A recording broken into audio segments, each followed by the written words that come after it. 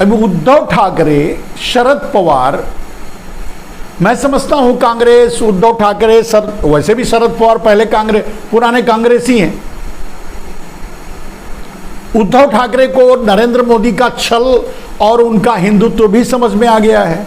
तो उद्धव ठाकरे, शरद पवार मिलकर के एक पार्टी बनाए कांग्रेस के साथ मिलकर के आगे, क्योंकि अब तो सब बिना पार्टी के हो गए हैं।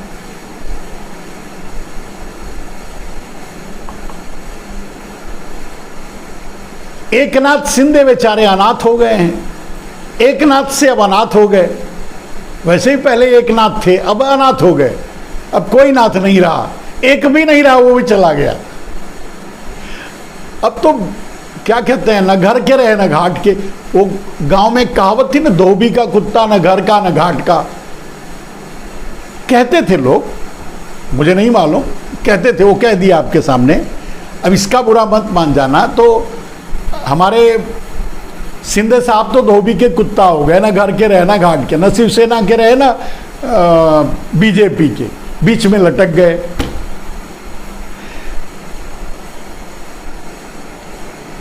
देवेंद्र फडणवीस को लगा ही दिया है आरएसएस ने नरेंद्र मोदी की जड़ काटने के लिए, काट रहे हैं।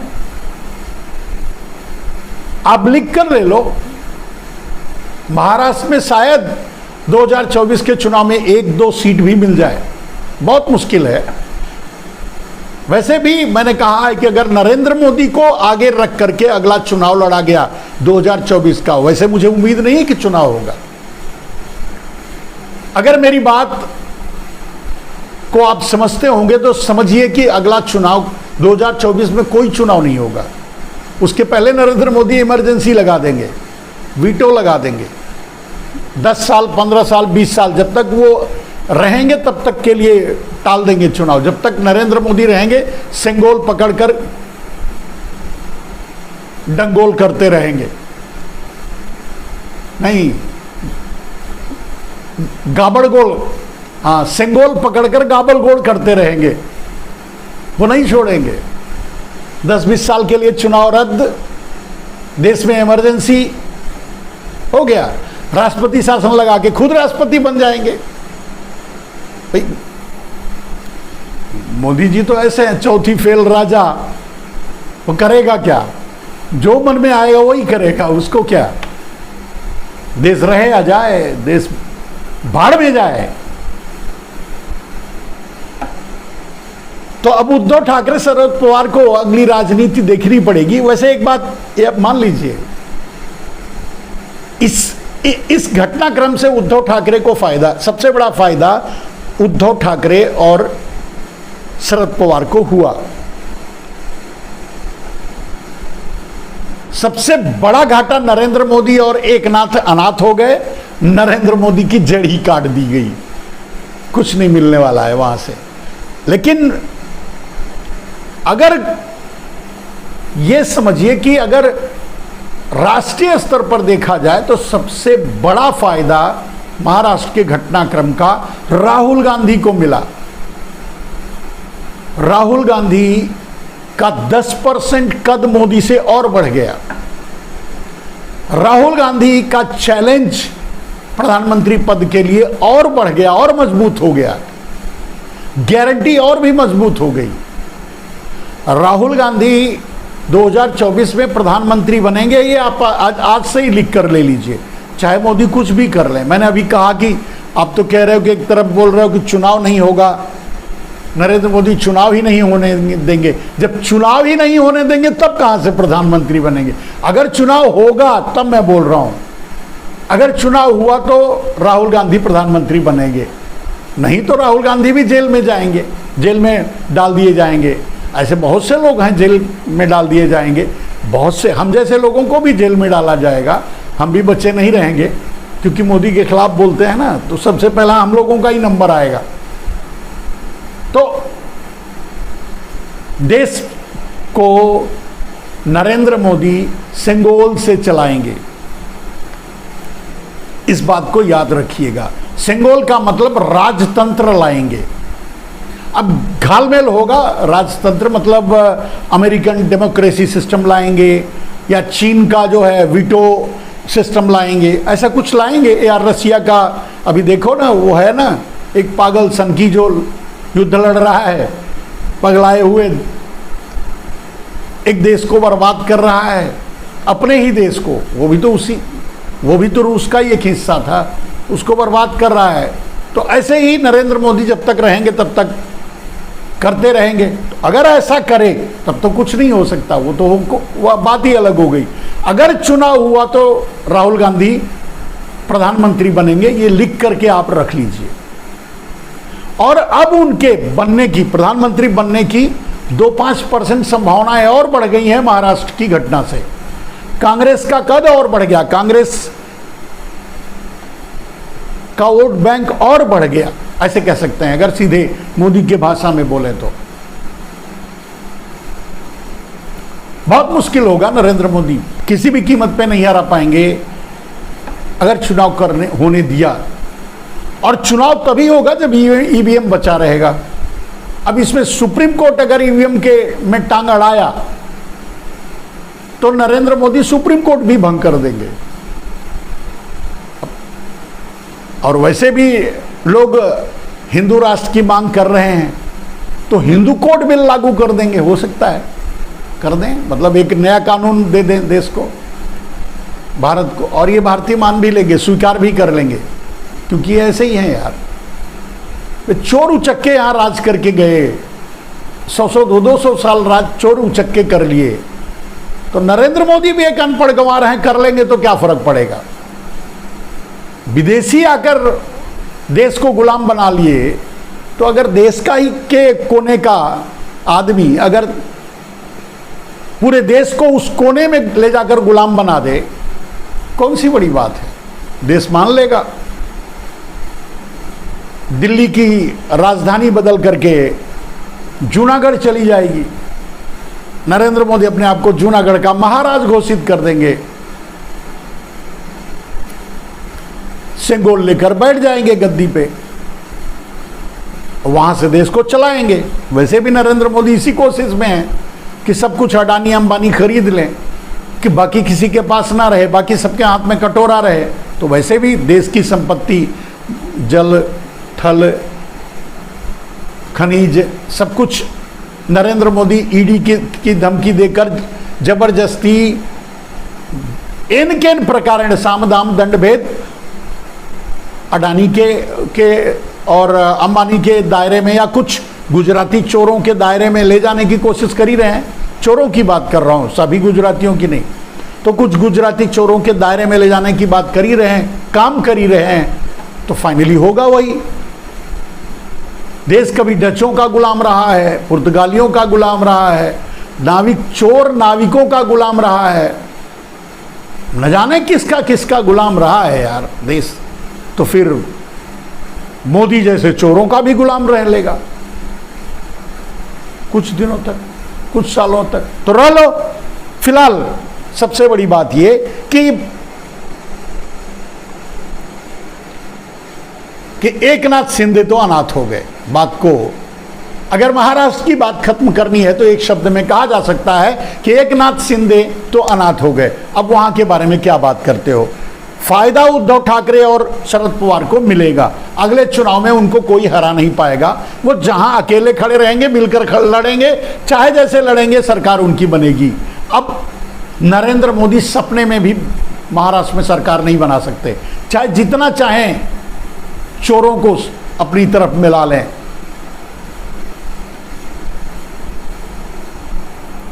और मेरे दोस्त, सबसे बड़ी बात, मोदी के अमृतकाल का एक जो परिदृश्य, एक पिक्चर, या क्या कहेंगे कि मतलब एक जो तैयार हो रहा है राजनीतिक माहौल कह लें, या जो भी कह लें, जो तैयार हो रहा है वो एकदम सटीक, साफ और क्लियर है। मैं समझता हूं आगे भारत का भविष्य उज्जवल है। नरेंद्र मोदी के बाद का भारत, क्योंकि नरेंद्र मोदी जो आज कर रहे हैं उससे एक बात तो साफ होती जा रही है कि सारे चोर एक जगह इकट्ठा हो रहे हैं। सारे भ्रष्ट, सारे चोर, सारे डकैत, सारे भ्रष्टाचारी कीड़े एक जगह इकट्ठा हो रहे हैं। फिल्ट्रेशन हो रहा है। अब दूसरी पार्टियों में जो बचे रहेंगे, जो सामने खुलकर लड़ेंगे, वो ईमानदार हैं, और जो चोर हैं, जो भ्रष्ट हैं, वो भारतीय जनता पार्टी के नाले में घुस जाएंगे और घुस रहे हैं। यानी ये बात तो साफ हो गई कि अगर कहीं गंदा नाला है तो भारतीय जनता पार्टी, अगर कहीं भ्रष्टाचारी कीड़े हैं तो भारतीय जनता पार्टी में, और जब सारे भ्रष्टाचारी कीड़े भारतीय जनता पार्टी में चले ही जाएंगे तो बाहर जो बचेगा वो तो शुद्ध ही रहेगा ना, साफ ही रहेगा ना। तो नरेंद्र मोदी एक काम तो कर ही रहे हैं इस देश में कि भ्रष्टाचारियों को एक जगह, और जो भ्रष्टाचारी नहीं है, जो अच्छे लोग हैं, जो लड़ने वाले हैं, जो देश के लिए मरने वाले हैं, वो एक जगह कर रहे हैं। ये अच्छा ही है, देश के हित में ही है। अगला देश मतलब यही तय करेगा देश का भविष्य। चलिए एक बात समझ लीजिए कि अजीत पवार, एकनाथ शिंदे और बंगाली बाबू या फिर असमिया बाबू, विश्व शर्मा, सिर्फ शर्मा ही नहीं है, विश्व हैं, तो ऐसे जो चोर हैं, ऐसे जो डाकू हैं देश के, मैं नहीं कह रहा, नरेंद्र मोदी कह रहे, तो ऐसे चोर और डाकू जब एक जगह इकट्ठा हो रहे हैं, तो जो बाहर रह रहे हैं, जो बाहर, चलिए जो कांग्रेस में आज है, उसकी गारंटी आप और हम दे कांग्रेस है, माने विपक्ष के किसी भी पार्टी में, चाहे वो मायावती की ही पार्टी ले लो, चाहे वो मुलायम सिंह की पार्टी ले लो, चाहे वो लालू यादव की पार्टी ले लो, चाहे वो नीतीश के साथ खड़े हुए लोग ले लो, चाहे वो कांग्रेस को ले लो, चाहे और दूसरी पार्टियों को ले लो, जो नरेंद्र मोदी के साथ खड़े हैं और हैं, जो नरेंद्र मोदी के विरोध में खड़े हैं, माफ कीजिएगा, नरेंद्र मोदी के जो विरोध में खड़े हैं, नरेंद्र मोदी से लड़ने के लिए खड़े हैं और हैं, तो डेफिनेटली वो शुद्ध हैं, डेफिनेटली वो अच्छे हैं, भ्रष्टाचारी नहीं हैं, गंदी नाली के कीड़े नहीं हैं, भ्रष्टाचार के गंदी नाली के कीड़े, वो वाला गंदी नाली, नाला वाला नहीं कह रहा हूं, भ्रष्टाचार की गंदी नाली के कीड़े नहीं है, जो बाहर हैं, यानी जो बाहर हैं वो क्रांतिकारी हैं, जो चोर, डाकू, छिछोरे, लुचोरे, बलात्कारी, ब्रह्मचारी वगैरह वगैरह वगैरह जो हैं, सब मोदी की बैतरणी में समा चुके हैं। तो ये तो साफ ही हो जा रहा है। चलिए आप अब एक बात समझिए, नरेंद्र मोदी जब एकनाथ शिंदे के साथ, जब अजीत पवार के साथ, जब